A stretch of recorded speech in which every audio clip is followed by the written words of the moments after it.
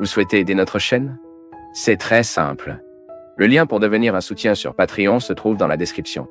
De plus, abonnez-vous à notre chaîne, aimez et partagez nos vidéos avec vos amis et laissez votre commentaire. Ainsi, vous contribuerez beaucoup à la diffusion de la parole de Dieu.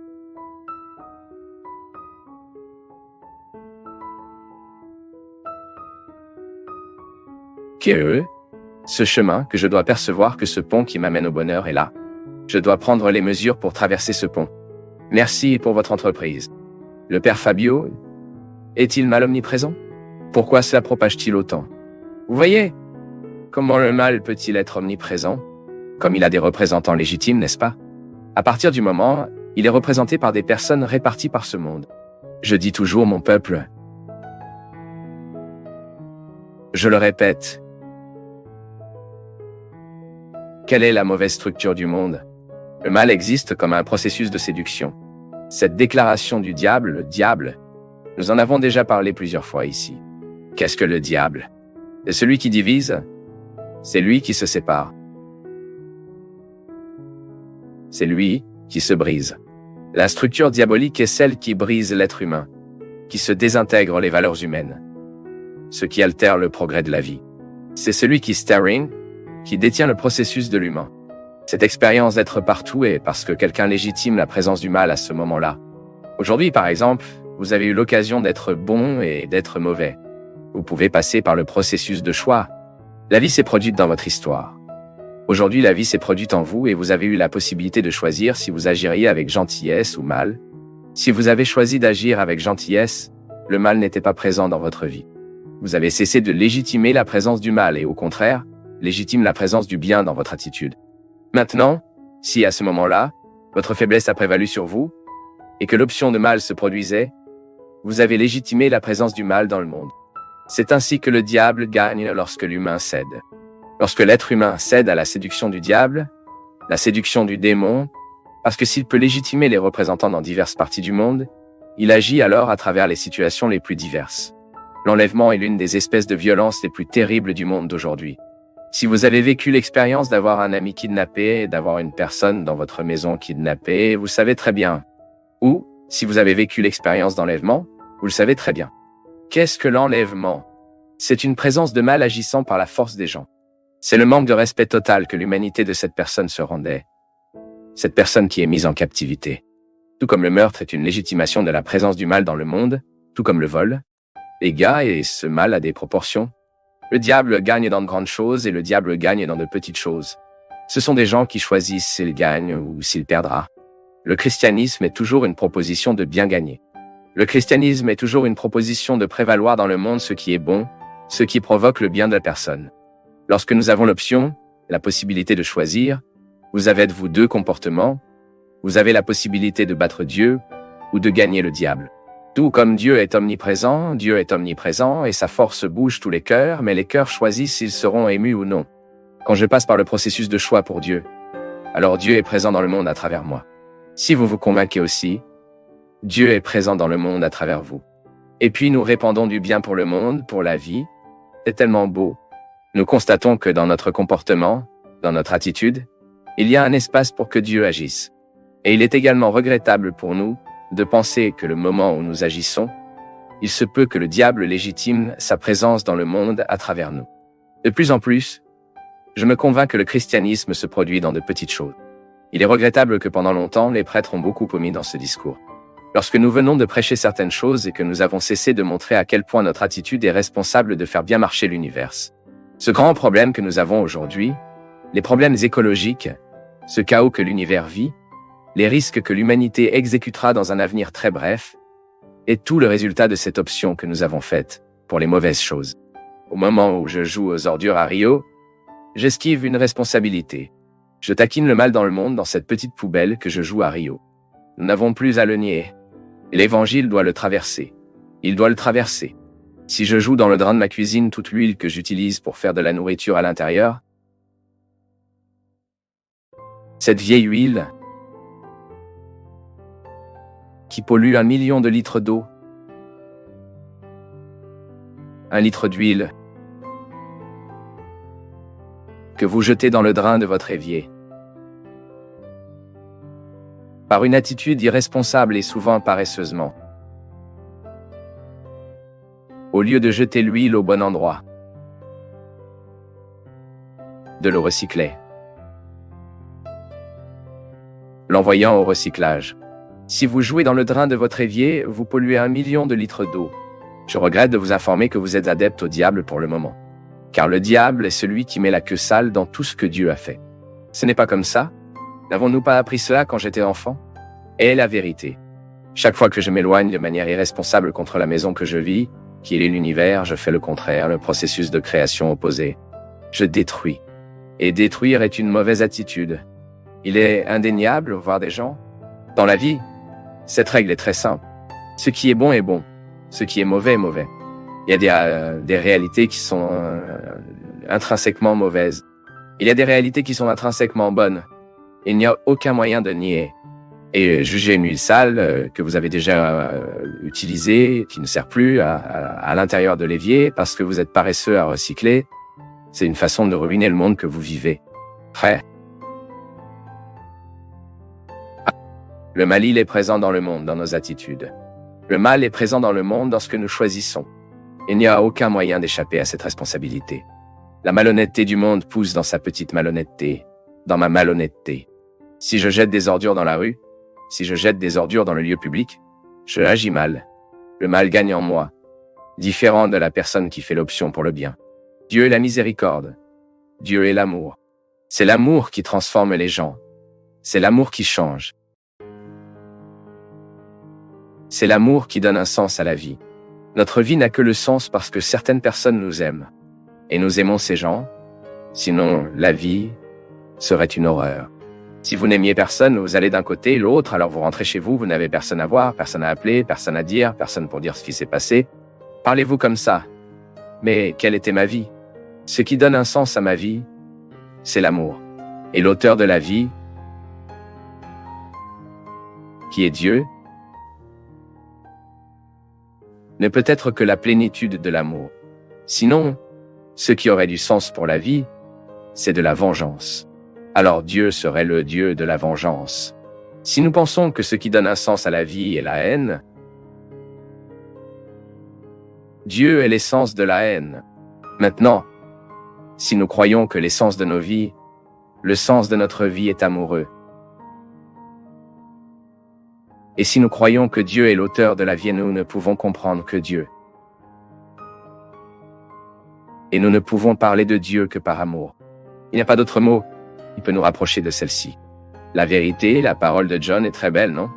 Il est amoureux. Et quand il nous dit, il résout tous les problèmes que nous avons souvent dans le processus de compréhension de Dieu. Alors blessez le principe de l'amour. Et regardez, parfois nous parlons d'amour, nous devons évoquer le sens. Wow. Tout le monde a faim quand il est à table. Et l'objectif de tout le monde est de désactiver cette faim. Et l'amour imprègne au moment où nous rassasons cette faim. Parce que je ne veux pas éteindre ma faim. Juste.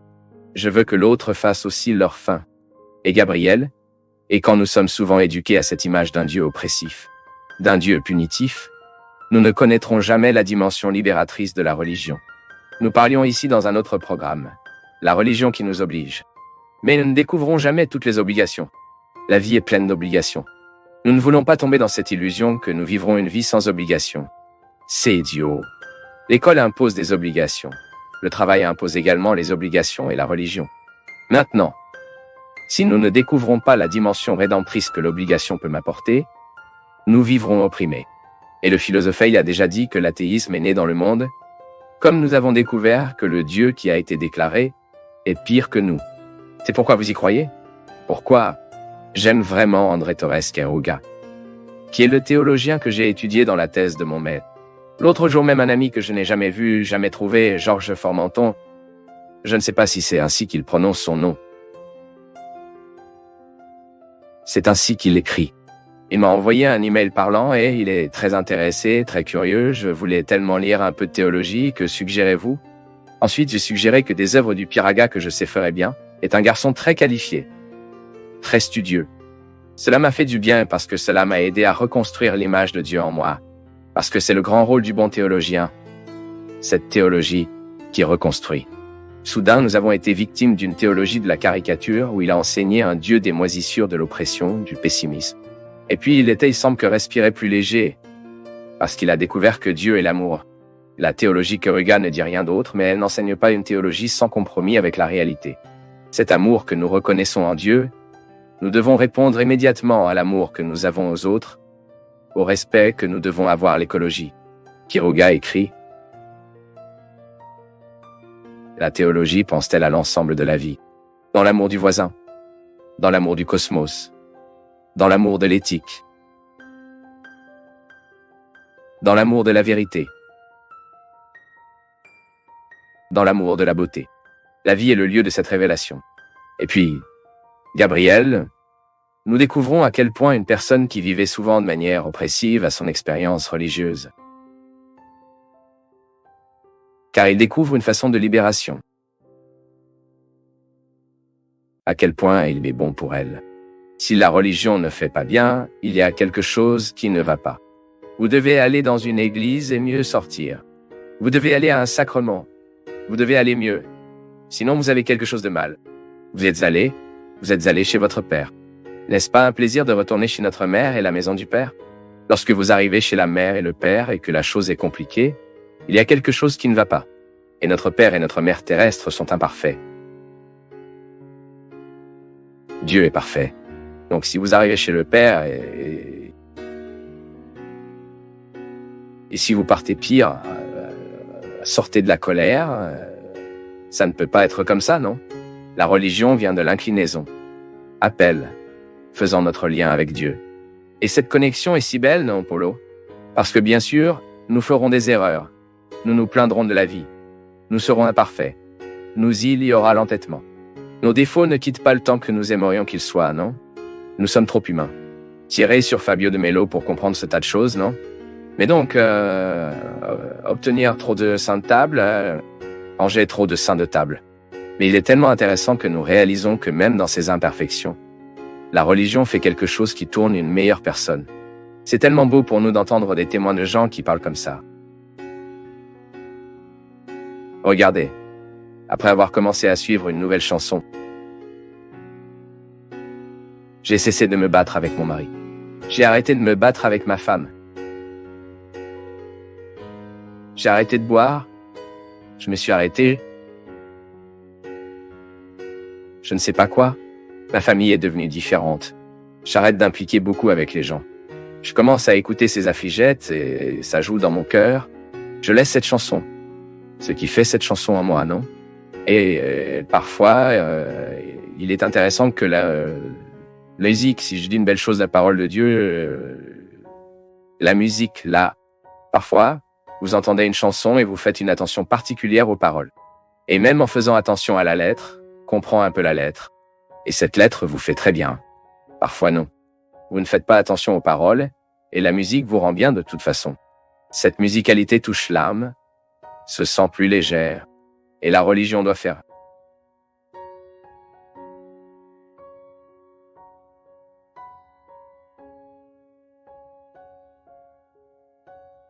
Simplicité,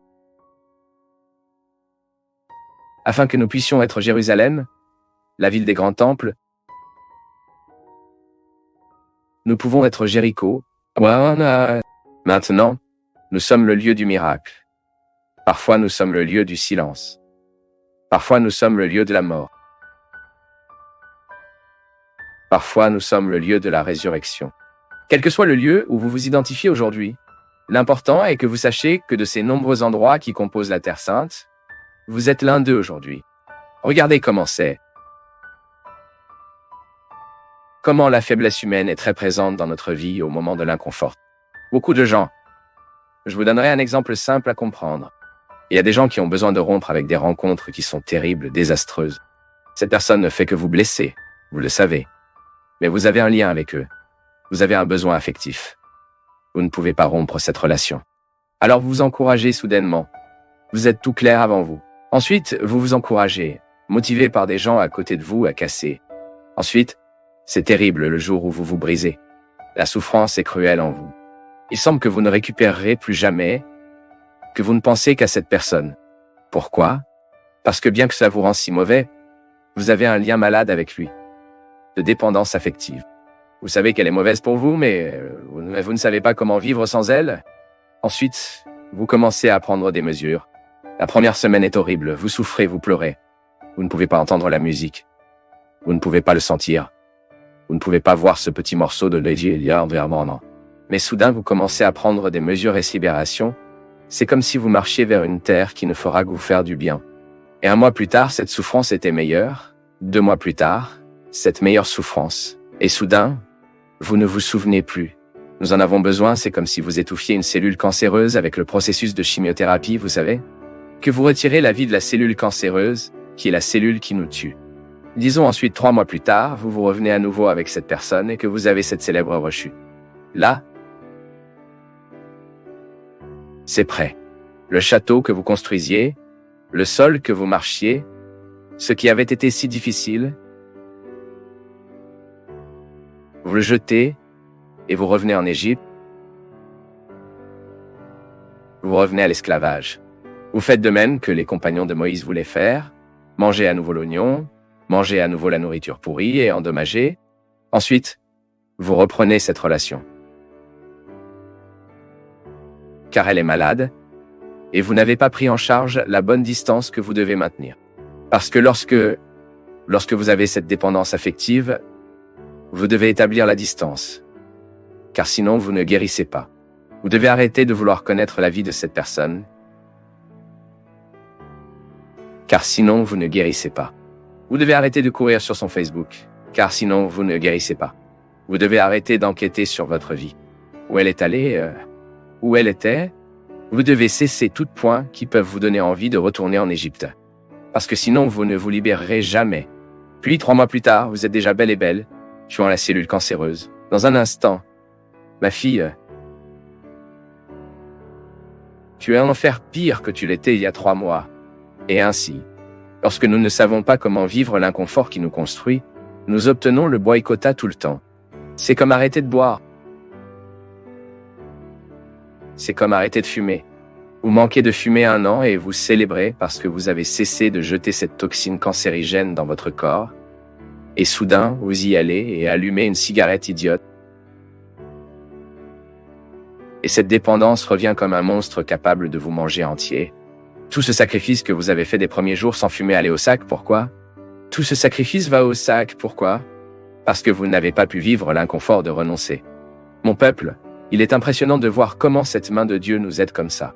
Nous faisons conscience de ce dont nous avons besoin pour nous briser dans nos vies. Ce sont des situations que nous devons fixer des limites pour eux, car sinon nous ne serons jamais guéris. Nous serons éternellement malades en ligne avec les nécessiteux, pleurant et mendiant un boulon de gentillesse de l'autre, un rouleau d'affection l'un pour l'autre. Pour l'amour de Dieu, nous n'avons pas été faits pour cela. Nous ne sommes pas allés faits pour traîner affectativement les autres. Nous avons été faits d'aimer, et l'amour n'a du sens que dans notre vie, si c'est pour nous construire. Si c'est pour nous aider à traverser l'inconfort du désert. Sinon, cela n'a aucun sens. Cela ne nous aide pas dans l'inconfort du désert. J'ai besoin de vivre mes déserts. Vous devez vivre le vôtre. Et les vrais amis sont ceux qui reconnaissent les déserts dont l'autre a besoin pour passer et parler. C'est exact. Passons par ce désert parce que vous en avez besoin. Maintenant, Apollyanna, elle veut cette vie heureuse et ordonnée. Vous vous souvenez de ce personnage? Apollyanna où tout était le jeu heureux, non? Afin de bien nommer. Assassinez cet instinct enfantin qui existe en vous, ce qui vous fait peur de l'inconfort de la vie. L'inconfort de la vie, lorsqu'il est bien vécu, cela ne fait que nous améliorer. Prenez ce petit masque pauvre que vous vous en tirez au visage pour que les autres soient éternellement désolés pour vous. Vous ne perdez que du temps dans la vie comme celle-ci. Quel idiot! Dieu nous tient dans notre main, c'est pouvoir traverser ce désert. Il ne s'agit pas de tomber éternellement et de manger à nouveau les oignons de l'Égypte parce que nous avons eu pitié de nous. Parce que nous avons dû pitié de l'autre. Non. La marche est en avant qui va. Et un moment vient où Moïse arrive devant Dieu et parle, « Maintenant vous résolvez cette situation. Parce que je ne le fais pas, je ne sais plus quoi faire. » Ils ont déjà construit un veau d'or au milieu du chemin. Ils ont déjà confondu. Ils aiment déjà même d'autres situations. Alors, ne se souvient même pas que le Seigneur existe. Ils ne reviennent pas parce que c'est trop loin, mais ils reviennent d'une autre manière. ne reviennent pas en géographie. Ils ne reviennent pas géographiquement parce que c'était loin de l'Égypte. Ils mourraient à mi-chemin. Mais ils ne sont pas revenus géographiquement, mais ils sont revenus affectueusement. Parce que parfois nous avons déjà dépassé le territoire de notre esclavage physique. Je suis déjà sorti de prison, mais la prison ne m'a pas quitté. C'est comme ça que ça marche. J'ai déjà avancé ma liberté, mais je n'ai pas atteint ma liberté. Je n'ai pas décrété la conquête de ma liberté. Je suis donc affectueusement attaché à mon passé, pleurant les oignons de l'Égypte, pleurant la datation qui s'est terminée, la situation qui était terminée, l'amitié qui a été trahie. Donc, quand Moïse est devant la mer Rouge et il est terrifié car maintenant il n'avait nulle part où aller, ou traverser la mer, ou retourner en Égypte, et l'armée du Pharaon venait déjà les capturer, ce qu'il fait, il a une réunion privée avec le Seigneur, un public urgent particulier, appelle le secrétaire de Dieu et parle. Pour l'amour de Dieu, vous lui demandez de me servir aujourd'hui que je ne peux plus être sans cette réponse. L'armée de Pharaon arrive. Et puis, il pense que Dieu lui donnerait une réponse facile à droite, allait donner une solution rapide? Non. Que dit Dieu? Rappelez-vous Gilles? Souviens-toi? Courir, non? Entrez dans cette eau. Regardez quelle phrase forte. Dites aux gens de marcher. Je ne ferai pas pour vous ce que seul vous pouvez faire. Je vais donner toutes les grâces pour que le miracle se produise. Je renforcerai votre courage. Mais si vous ne mettez pas votre pied dans l'eau, si vous ne défiez pas cette mer, elle ne s'ouvre pas. Et c'est ce que les gens ont fait. Et aujourd'hui, motivé par le voyage de la Terre Sainte, qui est aujourd'hui la première opportunité que je dois être avec vous, après avoir marché sur le sol qui a vu Jésus grandir, peut-être l'une des plus belles expériences que nous puissions vivre comme les gens, qu'il est précisément de connaître la personne de la géographie, nous avons la possibilité de visiter la terre de Jésus. Ainsi que nous avons la possibilité de visiter le pays d'un grand ami. Vous regardez ces endroits où il a grandi, les endroits qu'il fréquentait certainement, les choses qui ont enchanté ses yeux. Si nous avons l'occasion d'aller aux racines de nos amitiés, nous devenons certainement plus amicaux, car cela provoque en nous une forme de connaissance que la coexistence n'aurait peut-être pas donnée pleinement. Connaissez la racine où nos grands amis sont nés. Je t'avoue que c'était la mystique qui a pris la Terre Sainte. Sachant que je connaissais le sol de mon meilleur ami, la vie, l'endroit où il a poussé, où tous les grands événements ont eu lieu, en regardant la mer de Galilée et en pensant que c'est là que Jésus a trouvé ses amis, que Jésus a fait des disciples. Mettez notre pied dans cette eau, et pensez que même si ce n'est pas la même eau à partir de ce moment, nous pouvons en quelque sorte faire un pont. D'une manière ou d'une autre, nous pouvons aussi nous sentir comme cette foi. Regardez là le Saint-Sépulcre, pour penser que la racine de notre foi est là. Je me suis demandé, mon peuple, qu'est-ce qui apporte un caractère sacré à un endroit? Qu'est-ce qui fait qu'une terre est sainte? Et c'était pour avoir dit au revoir à la Terre Sainte dans la dernière célébration que nous y avons joué. Une terre est plus large car elle est chargée de signification. Le concept du sacré est que c'est vous de retirer de la place courante et vous mettez un endroit réservé. Le sacré est ce que vous avez sélectionné au milieu de tout ce qui est ordinaire, tout ce qui est courant, et que vous apportez dans une atmosphère différente. C'est vous de retirer l'endroit tous les jours et que vous le mettez à l'endroit spécial. Lorsque nous disons que la terre est sainte, qu'elle est sacrée, c'est parce que les événements qui ont eu lieu y ont été retirés de l'ordinaire et sont devenus spéciaux pour beaucoup de gens. Donc, nous devons enlever la sandale des pieds de la même manière que Moïse l'écoute. Retirer la sandale des pieds pour entrer dans un territoire qui est saint. Un territoire qui est saint parce que c'est un lieu sacré pour beaucoup de gens. C'est un lieu de sens pour de nombreuses personnes, y compris pour moi. Jouer sur la Terre Sainte devait reconnaître les lieux de mes significations. Là, voir un endroit où vivait Jésus me transporte en quelque sorte. Pensez qu'aujourd'hui, tout ce que je crois, tout ce qui m'émoure en tant que prêtre, en tant qu'homme, était là qui s'est produit. C'est là que tout ce qui fait que notre foi s'est produite.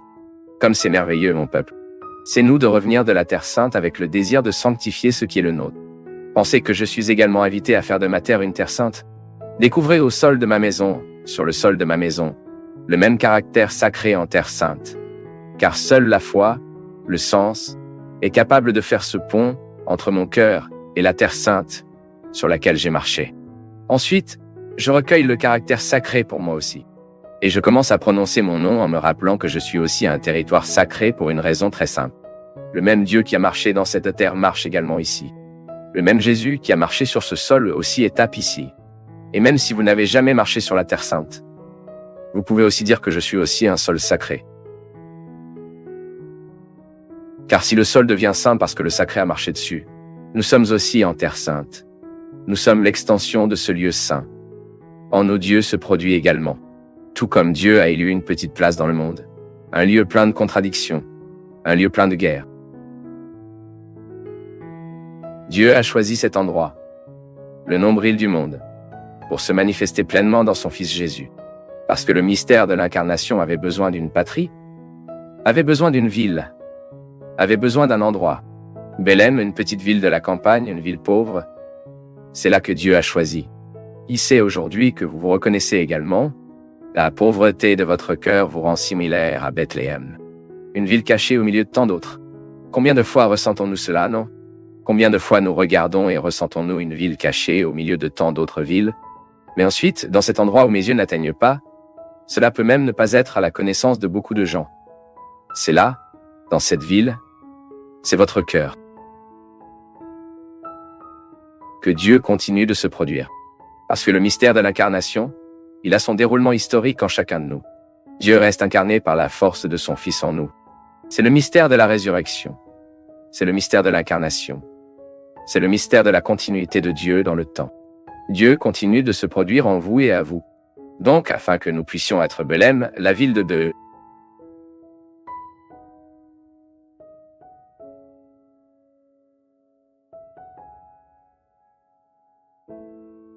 Père Fabio, quelle position prendre lorsque nous pardonnons plusieurs fois et que la personne ne s'améliore pas? Continuez-vous à faire la même chose, agissant si hostile? Ma fille, la dynamique du pardon est toujours... Nous pardonnerons toujours une raison très évidente. La personne a une valeur pour nous.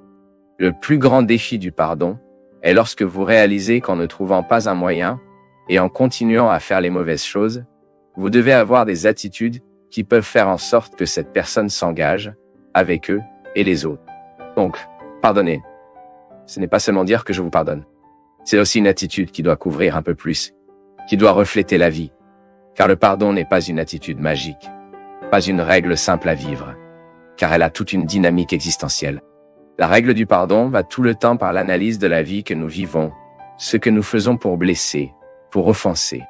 Et puis, souvent, ce dont nous avons besoin, c'est d'être un peu plus difficile. Regardez, désolé. Vous m'avez blessé en cela, en cela, en cela, en cela. Et l'autre doit comprendre que votre parole est vraie, que vous ne pouvez pas non plus mettre cette règle et ne pas donner l'autorité à cette règle. Beaucoup de légendes ne changent pas avec nous parce que nous ne changeons pas non plus dans la façon dont nous exigeons ce respect. Maintenant, pardon, combien de fois dois-je pardonner? Combien de fois ai-je des raisons à cela?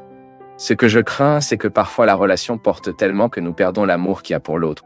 Et en perdant l'amour, en perdant le respect, nous perdons le désir de pardonner. Le grand défi est donc le suivant. Et vous qui marchez trop sur le ballon avec quelqu'un, soyez prudent. Plus tard cette semaine dans l'avion, un jeune homme m'a remis une note. Et quand j'ai lu, il disait qu'il était très triste, car il avait perdu sa petite amie. Et puis, il a avoué, « Pourquoi avez-vous perdu votre petite amie ?» Alors il a dit comme ça, « Père, j'ai beaucoup marqué sur le ballon avec elle. Et elle s'en lasse. Et maintenant je me bats pour récupérer, mais ce n'est pas facile. » Alors vous voyez ici, dans ce cas, quelqu'un a pris conscience qu'il marchait sur le ballon, qu'il n'agissait pas correctement, je n'étais pas fidèle. Je ne sais pas quel genre de loyauté il s'agissait, que parfois nous sommes des infidèles de d'autres façons. Ce n'est pas seulement d'attirer l'autre, infidèle de la manière même que nous comprenons l'autre. Puis il était en colère contre lui-même, devant rétablir en lui le sentiment de perte. Il avait besoin d'admettre qu'il avait perdu et a eu un sentiment de perte. Il avait besoin d'admettre qu'il avait... Seulement maintenant, il souffrait des conséquences de ne pas pouvoir valoriser le pardon qu'elle lui a si souvent accordé. Ils sont donc deux dynamiques différentes. La dynamique de ceux qui donnent le pardon est de tout faire pour garder l'amour à l'intérieur dans le cœur en vie. Parce que si l'autre continue de faire des erreurs, nous devrons avoir des réservations d'amour pour continuer à aider. Maintenant, de l'autre côté, qu'est-ce qui reçoit le pardon? Qu'est-ce qui bénéficie de la miséricorde? Doit également prendre position, non? Nous ne pouvons pas être détendus maintenant, habitués. Oh, l'autre me pardonne, donc je ferai toujours tout mal. Non? Même d'une manière de s'engager dans l'amour que vous recevez. L'amour implique des obligations, non? Et être aimé implique également des obligations. Si je sais que cette personne m'aime, qu'elle a un respect pour moi, qu'elle a un amour pour moi, elle doit modifier la façon dont je l'interprète. la façon dont je m'occupe. Je dois avoir plus de tact pour ne pas laisser ma pire partie prévaloir. Et c'est un travail tous les jours, mon peuple, c'est un travail de tout le temps, car la vie n'est pas facile. Nous savons que la dynamique du pardon est très nécessaire à la vie humaine. C'est parce que nous sommes fragiles et que nous faisons de nombreuses erreurs. Nous ne pouvions pas faire le bien. Sao Paulo a déjà dit que nous ne pouvions pas faire le bien que nous voulions faire. Et nous faisons souvent le mal. Maintenant, qu'est-ce que les gens ne peuvent pas être découragés, non? Nous devons toujours avoir devant nous cette expérience humaine, aussi douloureuse qu'elle soit. Cela en vaut toujours la peine. Nous ne pouvons pas être découragés de la vie. Nous devons toujours avoir ce courage pour réinventer nos significations chaque jour, nos raisons, non? Regardez ces gens que nous aimons et renouvelons notre engagement envers eux. Nos amis, vous qui êtes mariés, vous qui avez une petite amie, renouvelez nos engagements envers nos parents. C'est tellement fondamental. La vie d'une famille est plus heureuse car les gens renouvellent leurs liens. Si vous ne renouvelez pas, vous risquez de tomber dans la similitude. Dans cette routine qui étrangle souvent la sensation. Cette atrophie comme le muscle, non? Si vous ne faites pas de l'exercice pour votre muscle, cela va atrophier. Le corps ne dépensera pas d'énergie sur un muscle qui ne fonctionne pas.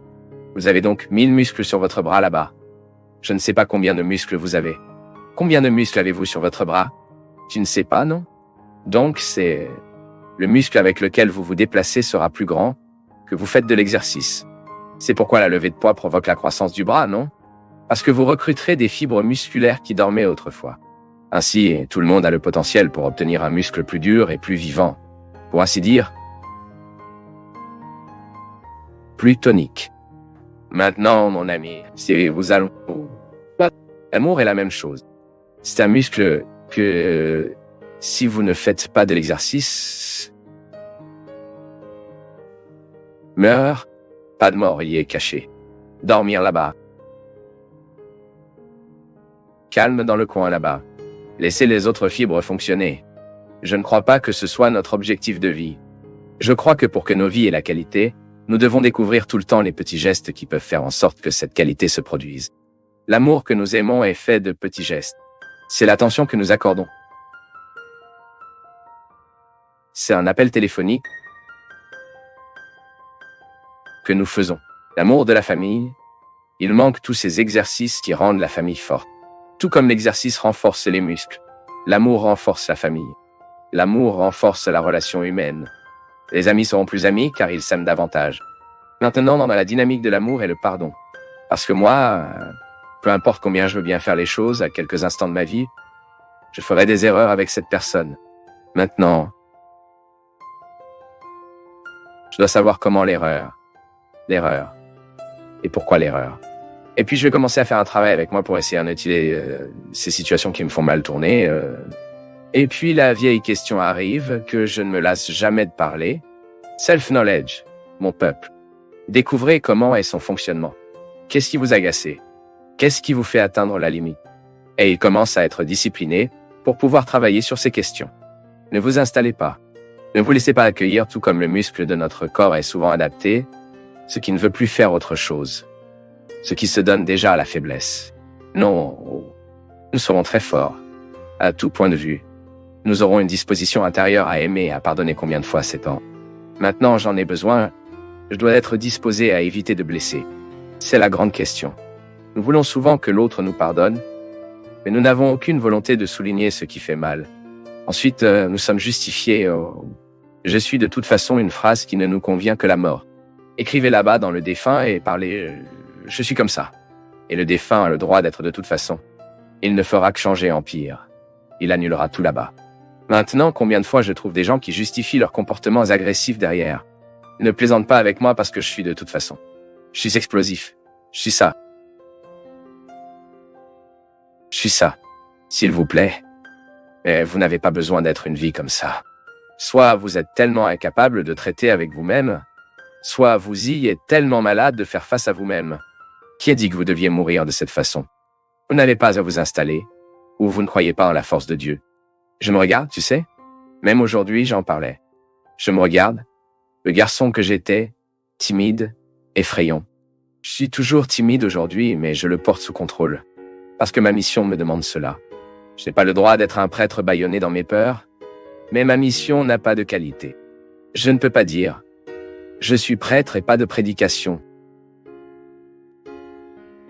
Je ne ferai pas mon humilia. Je ne guiderai pas les gens. J'ai donc besoin de faire ma lutte personnelle contre mes faiblesses et en faveur de mes vertus. Donc vous voyez ce mot que je suis comme ça,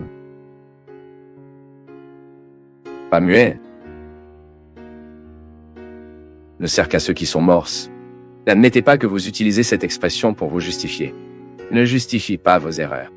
La pire chose que vous ayez, c'est que vous vivez avec une personne qui ne suppose pas qu'il avait tort et justifie tout le temps pour elle-même et pour les autres, parce que qui a fait une erreur. D'accord, le pardon est là pour être donné, à offrir. Mais nous devons savoir que le pardon doit nous motiver à des attitudes concrètes du changement. J'ai besoin de pardonner plus et d'avoir moins besoin d'être pardonné. Ceci est notre projet de vie. Parce que lorsque Dieu change nos cœurs, il nous donne beaucoup de volonté de pardonner, nous donne de la force.